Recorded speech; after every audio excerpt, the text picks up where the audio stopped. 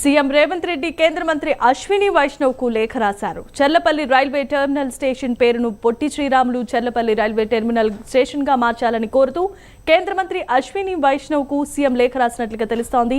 తెలుగు యూనివర్సిటీకి సురవరం ప్రతాప్ రెడ్డి పేరును పెట్టడంతో పొట్టి శ్రీరాముల పేరును చర్లపల్లి రైల్వే టెర్మినల్ కు పెట్టాల్సిందిగా సీఎం రేవంత్ రెడ్డి కేంద్ర ప్రభుత్వానికి సూచించారు.